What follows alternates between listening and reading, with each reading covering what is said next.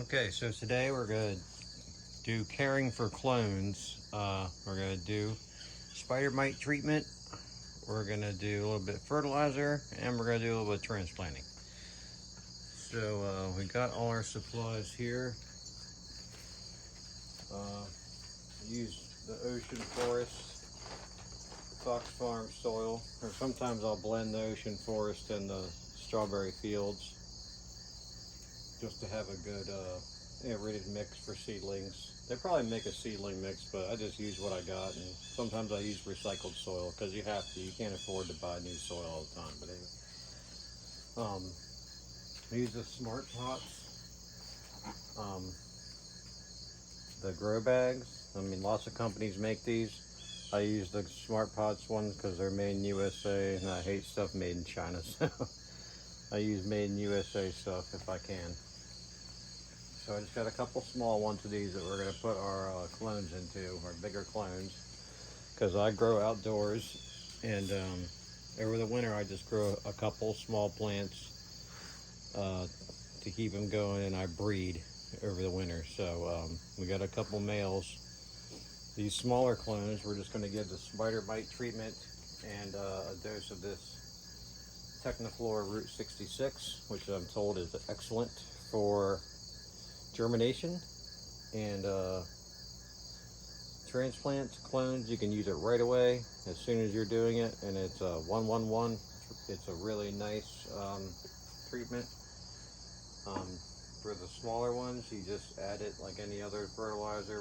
This is just a random quart container or pint container that I have full of solution, and this is a dipping mix because when we transplant, what we do is we're gonna dip the whole root ball in this and then put it in that. So first we'll do the spider mite treatment. This is you can make this, but I found this at the store. It's a really good product. It's just made with rosemary oil, clove oil, and peppermint oil, and also spearmint. Other things work. If you want to make your own, you can certainly do that pretty easily. You just have to make sure you get the concentrations right. You can do up to like 5 to 10% rosemary oil. This only has 0.5%, but you can do stronger if you want. So we're going to see how this works, because spider mites are obviously a problem, but they're not too much of a problem if you get them later on during the flowering phase. You know, they don't seem to hurt your plants too bad, but you definitely don't want them when your plants are small and growing, because it can destroy your plants. So just to be safe, if you can see the effects of spider mites, it's already too late. So you want to just do this preventive maintenance on all your little plants. It won't hurt them, and it'll keep you from getting the spider mites. So you're supposed to soak the plant up and down. So we're going to do that. Don't forget to get the bottoms of the leaves until it's running off. You want it completely soaked and covered. So that's good. This is a little male that I'm hoping still comes back for breeding. So get that nice and covered.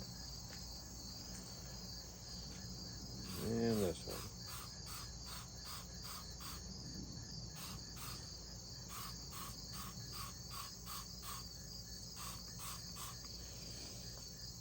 So there's that. Then we'll feed him with our Route 66 solution. Spider mite stuff isn't toxic, but you always want to wipe your hands off. Stuff actually smells pretty good. So then you use your Route 66 solution.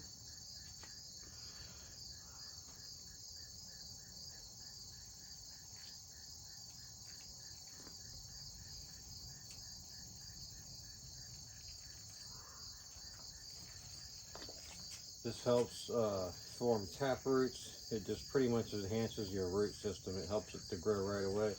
You can take your clones and instead of root hormone powder, or anything like that, you can actually use this to dip your cuttings in before you put them in your cubes or soil or whatever you do to put your clones in. You can use this right away. It's awesome. So there we go. We got those done. Always use distilled water when you're mixing your fertilizer, so that way you know exactly what's in it. You can use spring water, but it's got a few trace minerals in it, but distilled water is the best thing for making fertilizer. So we got those done. Now we're going to do a transplant. Show you how we do that in this. And always keep some tape and a marker around just to label things so you know what you're doing. So we're going to take this clone, which is a sugar cane, which is Slurricane and Platinum OG. Excellent popular strain this year. And over the winter, I'm going to breed it with, have a Sclerosa male, which is Slurricane and Mimosa. And I have an Abominable Cookie Monster male, which I'm going to breed also with the sugar cane. So we're coming up with some interesting strains, but just to make sure how you do this. You want to loosen up your root ball by going like that. Then the whole thing should just come right out. Wow. Now you take that.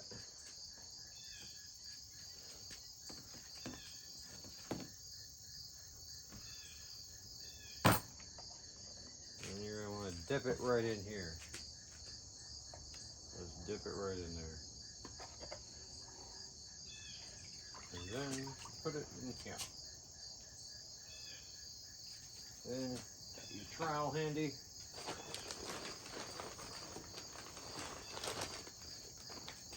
Just fill it in around there.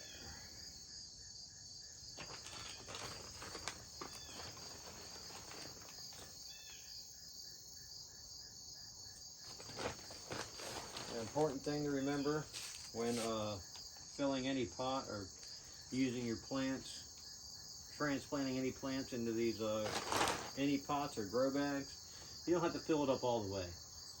Just fill it up 3/4 of the way, and that'll be plenty. Because you want to leave a little room just in case you want to add a different kind of soil later, like a flowering soil or whatever. You'll have that extra room. And it helps not to use up so much of your soil.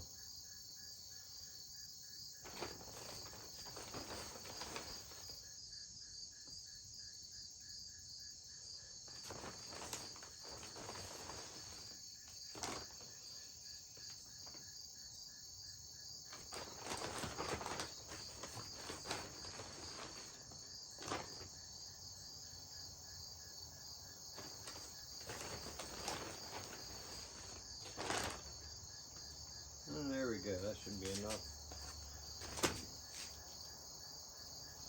And what I'll do is I'll have a little tent, one of the small gorilla tents, and a light, and just set them up inside over the winter, and put a male and a female right next to each other. Get them about, 18 inches tall or so. That's all you really need. You get them 18 inches tall, and you put them into flower. You'll get it hundreds of seeds, or maybe not hundreds, but at least 100 seeds probably off 8 plant that big after you breed it, and then you'll have plenty of seeds for the future. So that's how you do that. And you want the soil to be kind of loose to have good aeration and airflow, but you also want it to be a little bit tamped down. So I just tamp it a little bit with my hands, and that usually does the trick.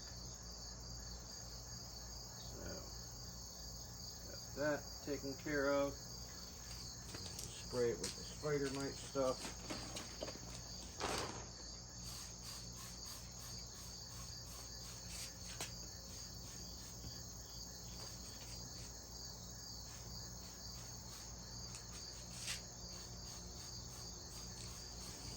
There we go, all done. So that's how you do that.